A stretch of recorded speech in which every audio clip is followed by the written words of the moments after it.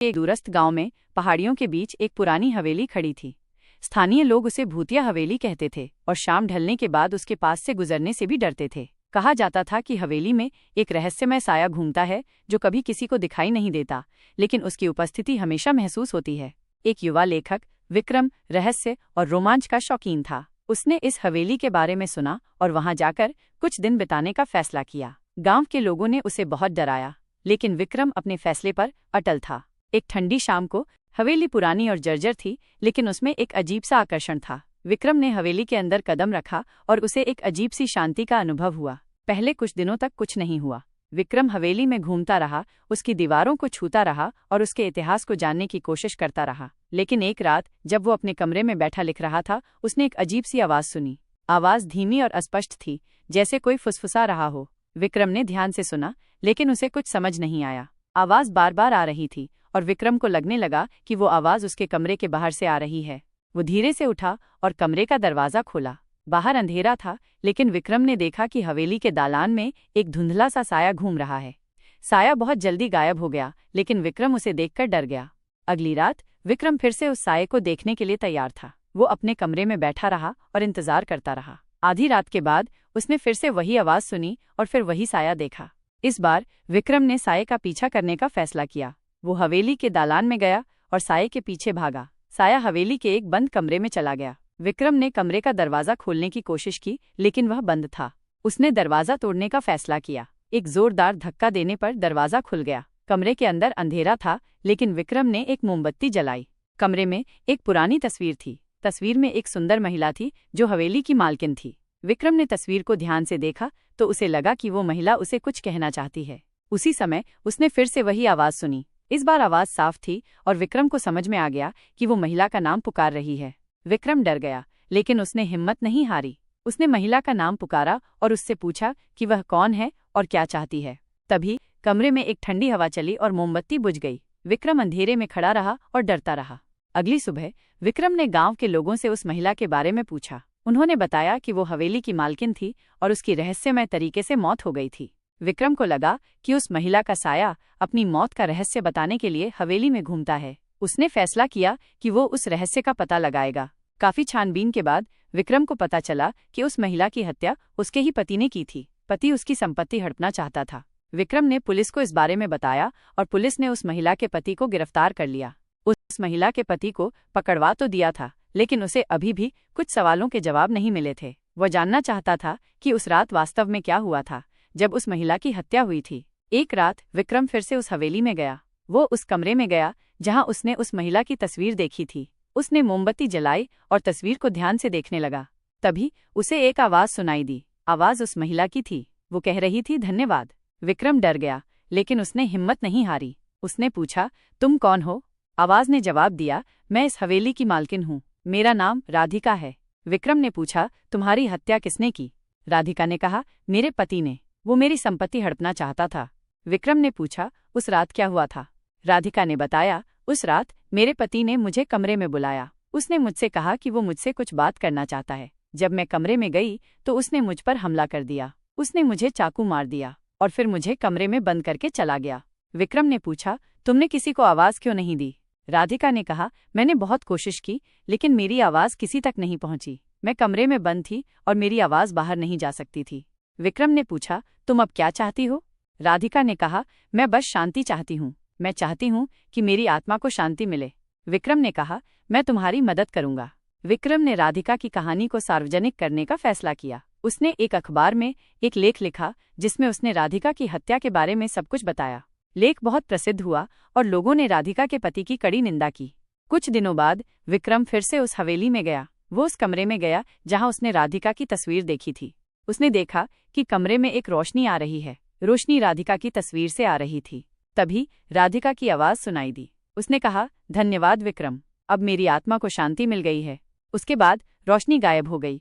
विक्रम समझ गया कि राधिका की आत्मा को शांति मिल गई है। उसकी आत्मा को शांति मिलने के बाद विक्रम ने सोचा कि अब सब कुछ ठीक हो गया है, लेकिन उसे जल्द ही पता चला कि वो गलत था। कुछ दिनों बाद विक्रम को एक गुमनाम पत्र मिला। पत्र में लिखा था, राधिका की हत्या का रहस्य अभी खत्म नहीं हुआ है। असली हत्यारा अभी भी आज़ाद है। विक्रम यह पढ़कर हैरान रह गया। उसने सोचा कि राधिका का पति ही हत्यारा था। तो फिर ये पत्र किसने लिखा और इसका क्या मतलब है? विक्रम ने उस पत्र की जांच करने का फैसला किया। उसने पत्र की लिखावट और कागज की जांच की, लेकिन उसे कोई सुराग नहीं मिला। उसी रात विक्रम फिर से उस हवेली में गया। वो उस कमरे में गया जहां राधिका की तस्वीर थी। उसने मोमबत्ती जलाई और तस्वीर को देखने लगा। तभी उसे एक और आवाज सुनाई दी। यह आवाज राधिका की नहीं थी, बल्कि एक पुरुष की थी। आवाज कह रही थी, तुम बहुत ज्यादा जानने की कोशिश कर रहे हो। विक्रम डर गया, लेकिन उसने हिम्मत नहीं हारी। उसने पूछा, तुम कौन हो? आवाज ने जवाब दिया, ये जानने की तुम्हें जरूरत नहीं है। तभी कमरे की बत्ती बुझ गई और विक्रम को किसी ने पीछे से धक्का दे दिया। वो जमीन पर गिर पड़ा। जब वो उठा तो उसने देखा कि कमरे का दरवाजा खुला है और बाहर कोई नहीं है। विक्रम समझ गया कि कोई उसे डराने की कोशिश कर रहा है, लेकिन वो ये नहीं समझ पा रहा था कि ये कौन कर रहा है और क्यों। अगले कुछ दिनों तक विक्रम को ऐसे ही अजीब अनुभव होते रहे। उसे लगता था कि कोई उसे हर वक्त देख रहा है। उसे अजीब आवाजें सुनाई देती थीं और उसे लगता था कि कोई उसे छू रहा है। एक दिन विक्रम को एक और गुमनाम पत्र मिला। इस पत्र में लिखा था, अगर तुम अपनी जान बचाना चाहते हो तो इस हवेली को छोड़ दो और कभी वापस मत आना। विक्रम समझ गया कि अब खतरा बढ़ गया है, लेकिन वो हार मानने वाला नहीं था। उसने फैसला किया कि वो इस रहस्य का पता लगाकर ही रहेगा। उसने हवेली के इतिहास के बारे में और जानकारी जुटाने का फैसला किया। उसे पता चला कि हवेली के पहले मालिक का एक बेटा था जो बचपन में ही मर गया था, लेकिन कुछ लोगों का मानना था कि वो मरा नहीं था, बल्कि कहीं छुप गया था। विक्रम को शक हुआ कि शायद वही लड़का अब वापस आ गया है और राधिका की हत्या के पीछे उसका हाथ है। उसने उस लड़के के बारे में और जानकारी जुटाने की कोशिश की, लेकिन उसे कोई सुराग नहीं मिला। एक रात विक्रम फिर से हवेली में गया। वो उस कमरे में गया जहां राधिका की तस्वीर थी। उसने मोमबत्ती जलाई और तस्वीर को देखने लगा।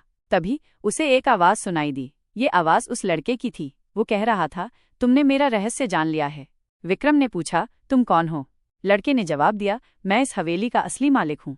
तभी कमरे का दरवाजा बंद हो गया और कमरे में अंधेरा छा गया। दरवाजा बंद होते ही विक्रम के दिल की धड़कनें तेज हो गईं। अंधेरे में उसे कुछ दिखाई नहीं दे रहा था, बस उस पुरुष की ठंडी आवाज गूंज रही थी, तुमने मेरा रहस्य जान लिया है। विक्रम ने अपनी जेब से लाइटर निकाला और उसे जलाने की कोशिश की, लेकिन वो काम नहीं कर रहा था। अचानक एक ठंडी हवा का झोंका आया और कमरे में एक धुंधली सी रोशनी फैल गई। रोशनी एक पुरानी लालटेन से आ रही थी जो कमरे के एक कोने में लटकी हुई थी। रोशनी में विक्रम ने देखा कि कमरे के बीच में एक लड़का खड़ा है। वो कोई साधारण लड़का नहीं था। उसकी आंखें लाल थीं और उसका चेहरा पीला पड़ गया था, जैसे वो कोई भूत हो। लड़का मुस्कुराया, एक डरावनी मुस्कान जो विक्रम को अंदर तक हिला गई। कौन हो तुम? विक्रम ने डरते हुए पूछा। मैं इस हवेली का असली मालिक हूँ, लड़के ने जवाब दिया। मेरा नाम आदित्य है। लेकिन तुम तो बचपन में ही मर गए थे, विक्रम ने कहा। मर गया था? आदित्य हंसा। नहीं, मैं कभी नहीं मरा। मैं यहाँ हमेशा से था, इस हवेली में छुपकर इंतजार करता हुआ। विक्रम को अब समझ में आया कि राधिका की हत्या का असली रहस्य क्या था। आदित्य ने ही राधिका को मारा था। लेकिन क्यों? तुमने राधिका को क्यों मारा? विक्रम ने पूछा। आदित्य का चेहरा गुस्से से लाल हो गया। वो मेरी थी, उसने चिल्लाकर कहा। ये हवेली मेरी है और वो भी मेरी थी, लेकिन उसने मुझे धोखा दिया। उसने किसी और से प्यार किया। विक्रम को सब समझ आ गया। आदित्य राधिका से प्यार करता था, लेकिन जब उसे पता चला कि राधिका किसी और से प्यार करती है तो उसने गुस्से में उसकी हत्या कर दी। लेकिन तुम इतने सालों तक कहाँ छुपे रहे? विक्रम ने पूछा। आदित्य ने कमरे की एक दीवार की ओर इशारा किया। विक्रम ने देखा कि दीवार में एक गुप्त दरवाजा था। मैं यहाँ छुपा हुआ था, आदित्य ने कहा। इस हवेली में कई गुप्त रास्ते हैं जिनके बारे में किसी को नहीं पता। अचानक आदित्य ने अपनी जेब से एक चाकू निकाला। अब तुम भी मरोगे, उसने कहा। तुमने मेरा रहस्य जान लिया है, इसलिए तुम्हें जिंदा नहीं रहना चाहिए। विक्रम समझ गया कि उसकी जान खतरे में है। उसने भागने की कोशिश की, लेकिन आदित्य ने उसे पकड़ लिया। दोनों के बीच जोरदार हाथापाई हुई। उसी समय हवेली के बाहर पुलिस की गाड़ियां पहुंच गईं। विक्रम ने जाते समय किसी तरह अपने एक मित्र को फोन कर दिया था और उसे सारी बात बता दी थी। पुलिस ने हवेली को घेर लिया। आदित्य ने जब पुलिस की आवाज सुनी तो वो और भी गुस्से में आ गया। उसने विक्रम पर चाकू से वार करने की कोशिश की, लेकिन विक्रम ने अपना बचाव किया और चाकू उसके हाथ से छूट गया। पुलिस कमरे में घुस आई और आदित्य को गिरफ्तार कर लिया। आने और आदित्य की गिरफ्तारी के बाद विक्रम को लगा कि आखिरकार सब कुछ ठीक हो गया है। राधिका की आत्मा को शांति मिल गई थी और उसका हत्यारा पकड़ा जा चुका था। लेकिन कहानी यहीं नहीं रुकी थी। पुलिस की पूछताछ में आदित्य ने एक चौंकाने वाला खुलासा किया। उसने बताया कि राधिका की हत्या में वो अकेला नहीं था, उसके साथ एक और व्यक्ति भी शामिल था, राधिका का अपना भाई विजय। ये सुनकर विक्रम के पैरों तले जमीन खिसक गई। उसे विश्वास नहीं हो रहा था कि राधिका का अपना भाई ही उसकी हत्या में शामिल हो सकता है। आदित्य ने बताया कि विजय को राधिका की संपत्ति में हिस्सा चाहिए था, उसने आदित्य के साथ मिलकर राधिका की हत्या की साजिश रची थी। आदित्य ने राधिका को मारा और विजय ने सबूत मिटाने में उसकी मदद की। पुलिस ने तुरंत विजय को गिरफ्तार कर लिया। विजय ने अपना जुर्म कबूल कर लिया। उसने बताया कि उसे अपनी बहन को मारने का कोई पछतावा नहीं है, वो बस अपनी संपत्ति चाहता था। इस खुलासे के बाद विक्रम को एक और सदमा लगा। उसे समझ नहीं आ रहा था कि दुनिया इतनी बेरहम कैसे हो सकती है। कुछ दिनों बाद विक्रम फिर से उस हवेली में गया। वो उस कमरे में गया जहां राधिका की तस्वीर थी। इस बार कमरे में कोई धुंधला साया नहीं था, कोई ठंडी हवा नहीं थी, बस एक शांत और उदास माहौल था। विक्रम ने राधिका की तस्वीर को देखा और उससे कहा, अब तुम्हें सचमुच शांति मिल गई होगी। तभी उसे एक आवाज सुनाई दी। ये आवाज राधिका की थी। उसने कहा, धन्यवाद विक्रम, तुमने मेरी मदद की, अब मैं शांति से जा सकती हूँ। विक्रम ने मुस्कुराकर कहा, तुम्हारी आत्मा हमेशा यहाँ रहेगी, इस हवेली में, मेरी यादों में। इसके बाद विक्रम ने उस हवेली को हमेशा के लिए छोड़ दिया। वो उस शहर को भी छोड़ गया। वो एक नई शुरुआत करना चाहता था, एक ऐसी जगह पर जहां उसे राधिका की यादें परेशान न करें। लेकिन वो उस रहस्यमय हवेली को कभी नहीं भूला।